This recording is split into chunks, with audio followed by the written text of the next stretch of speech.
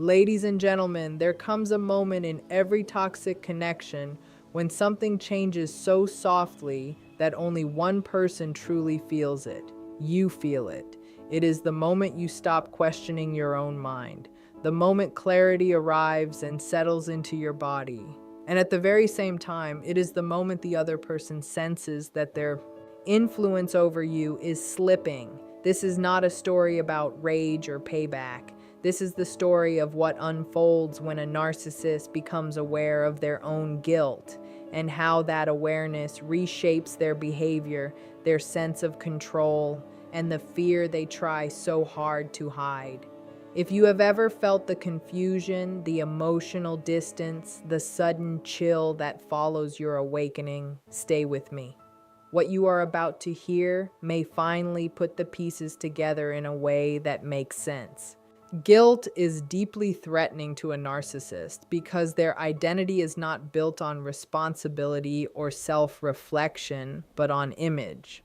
For most people, guilt is uncomfortable, yet it serves a purpose.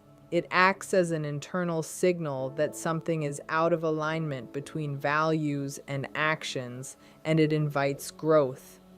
For a narcissist, guilt operates very differently. It does not simply highlight a mistake. It exposes a weakness in the identity they rely on to function.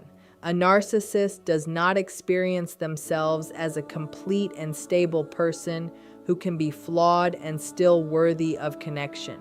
Their identity is more like a performance, fragile and carefully maintained, held together by admiration, control, and the belief that they are superior, justified, or beyond reproach. When guilt appears, it threatens to pull that entire structure apart. Admitting wrongdoing would require admitting limitation, vulnerability, or imperfection. And to a narcissist, that does not feel uncomfortable, it feels unbearable. It feels like psychological destruction. This is why guilt rarely leads them toward remorse. Remorse requires a sense of inner safety, a self strong enough to say, I was wrong and I am still okay. A narcissist does not have that internal foundation. Guilt feels less like a moral reminder and more like a threat to existence. It whispers that they are not who they claim to be, and that message is something they cannot tolerate. So instead of processing guilt internally, they push it outward. They shift blame, twist facts, or attack the source of exposure. The goal is never to repair the damage. The goal is to protect the identity at all costs. This is why accountability is met with such resistance and intensity. They are not defending a single action or choice. They are defending themselves from collapse. Understanding this matters because it explains why logic, proof, or emotional honesty so often fail. You are not discussing behavior. You are challenging a survival system. And when identity feels threatened, self-protection will always overpower conscience. Once their inner image begins to fracture, once they sense that you see through them, their behavior changes almost automatically. They shift. What once appeared as warmth, charm, or confidence begins to harden into something else. This is the stage many people do not recognize until they are already trapped inside it. In the beginning, the narcissist's charm felt natural and easy. It made you feel selected, understood, even safe. But charm was never true closeness. It was a tool. It was the way they gained admiration and influence without revealing anything real or vulnerable. So when guilt exposes them, when they feel that admiration slipping away, charm stops working. It cannot operate on someone who sees clearly. Control takes its place. Their voice changes. Their presence feels heavier. Conversations slowly turn into interrogations. Your words are examined, reinterpreted, and reshaped. Your intentions are questioned, not to understand you, but to dominate the narrative. They may suddenly demand explanations for things that never required explanation before. The aim is simple and calculated: regain psychological footing. If they can control the story, they can avoid confronting the truth. You may notice subtle power moves. Affection is withheld. Confusion is introduced. The rules keep changing so that you are always adjusting, always clarifying, always slightly unsure of where you stand. You find yourself explaining things that once felt obvious, defending feelings that should not need defense. This is not accidental behavior. Control is how they rebuild superiority when their image feels endangered, and this is the part that hurts the most. They do not escalate because you did something wrong. They escalate because you stopped sustaining the illusion. Your awareness disrupted the dynamic, and control is their emergency response. This explains why warmth can suddenly turn cold, or why attention becomes invasive instead of caring. It is not love intensifying. It is monitoring. It is surveillance. They are watching closely for signs that they still matter, still dominate, still own emotional territory. Understanding this frees you from misplaced guilt. The moment charm shifts into control is not your failure.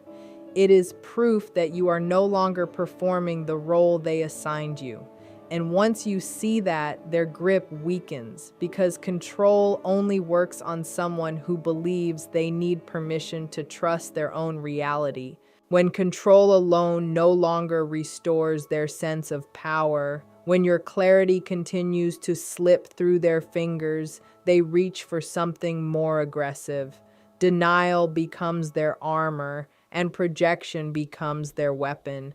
This is the stage where reality itself becomes unsafe. At this point, the narcissist is not trying to resolve anything. They are trying to survive exposure.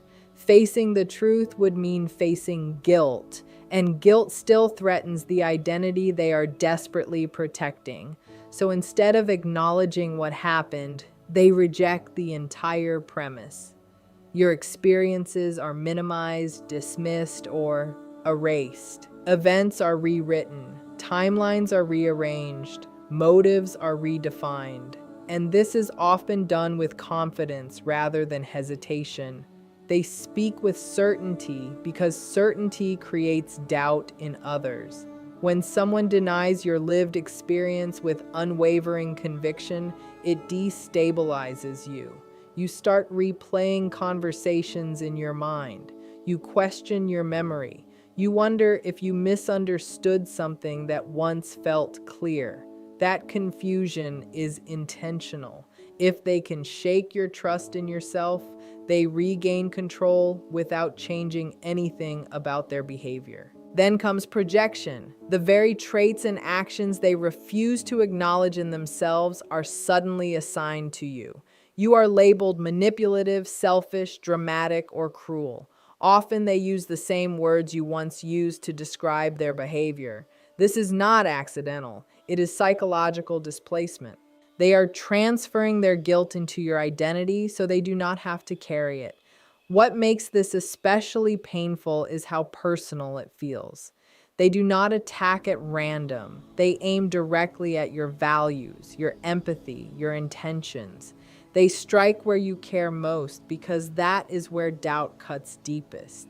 The more honestly you try to explain, the more material they collect to twist. This is where many people begin to lose themselves, not because they are weak, but because they are sincere. They believe that truth will eventually matter. But with a narcissist, denial and projection are not temporary reactions. They are long-term strategies. The moment you understand this, something inside you shifts. You stop arguing with a distorted reflection. You stop seeking validation from someone committed to misunderstanding you. And in that quiet decision not to engage, you begin reclaiming the ground they could only occupy while you doubted your own perception. When denial stops confusing you and projection no longer wounds the way it once did, the narcissist changes tactics again. This time, not to explain or dominate the narrative, but to remove themselves emotionally. Silence, anger, or sudden victimhood replaces accountability because facing you now would mean facing themselves. Silence is often their first move. Conversations abruptly end. Messages remain unanswered. Emotional warmth vanishes without explanation. This is not space for thought or healing. It is a calculated absence. The aim is to create discomfort, to pull you back into chasing connection, to tempt you to abandon clarity just to restore closeness. Silence becomes a test of how much of yourself you are willing to give up to be acknowledged again. If silence does not work, anger may appear. Not always loud or explosive, but sharp and destabilizing.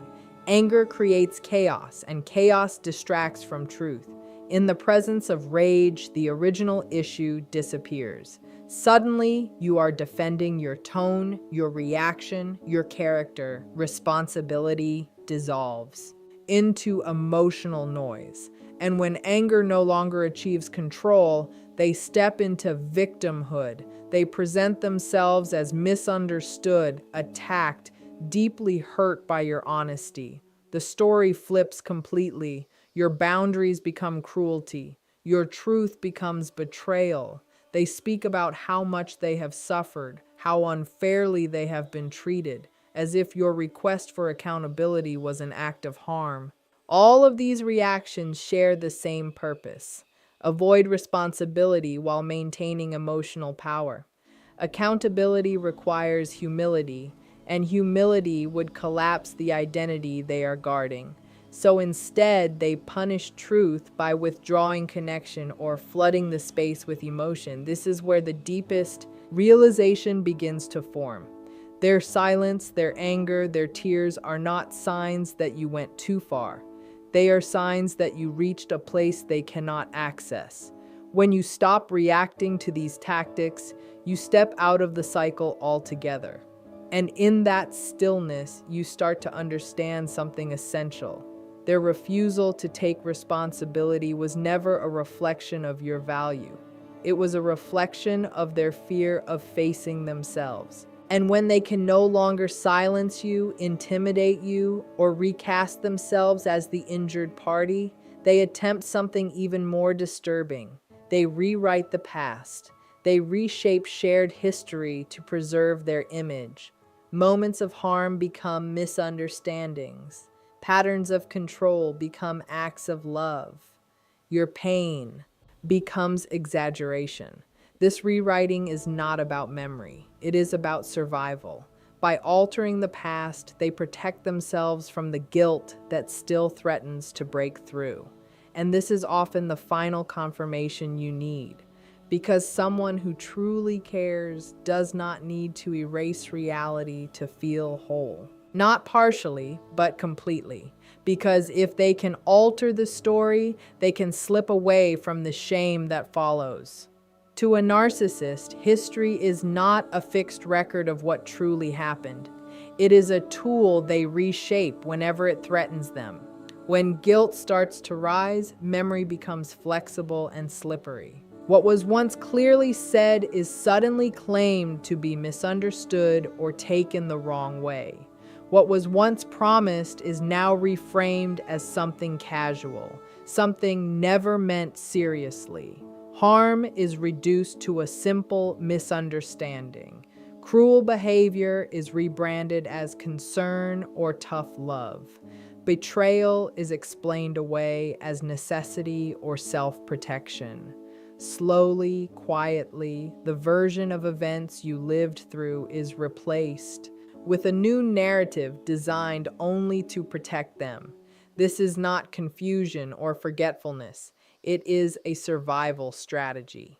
They repeat the altered story so many times, with such confidence and conviction that it begins to sound real even to them.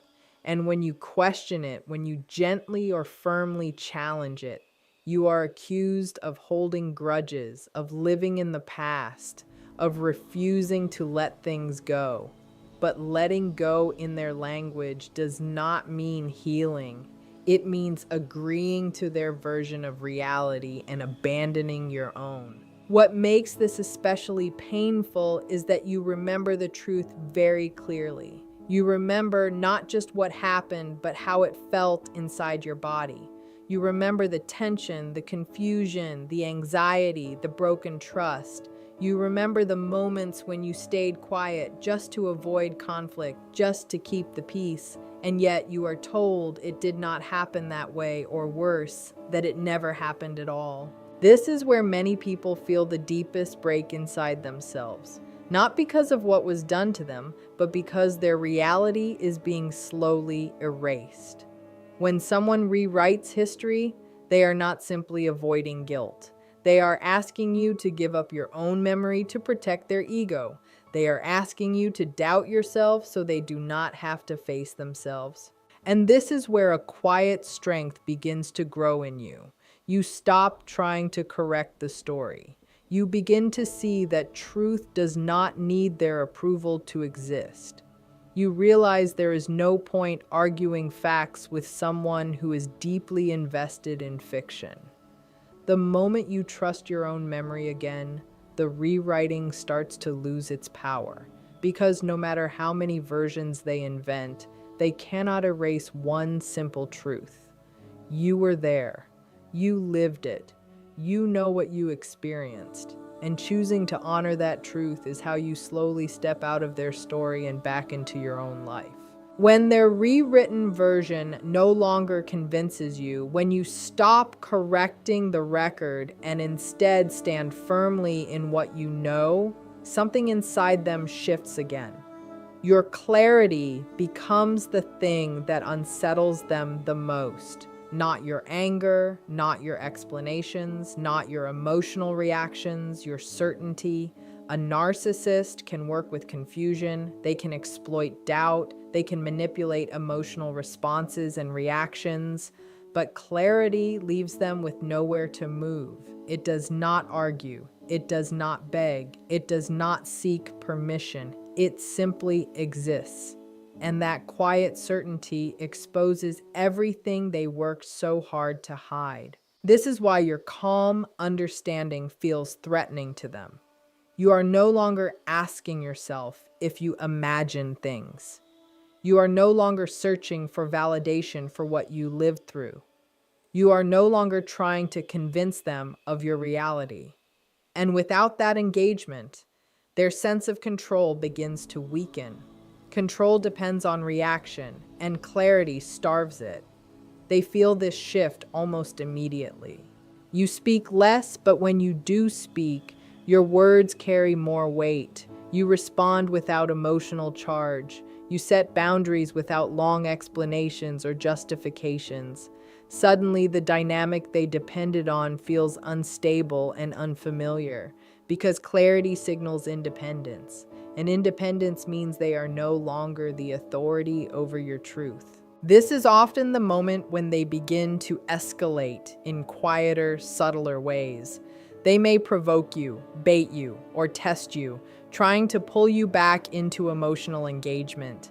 Not because they want closeness or connection, but because they want reassurance that they still matter, that they still have influence.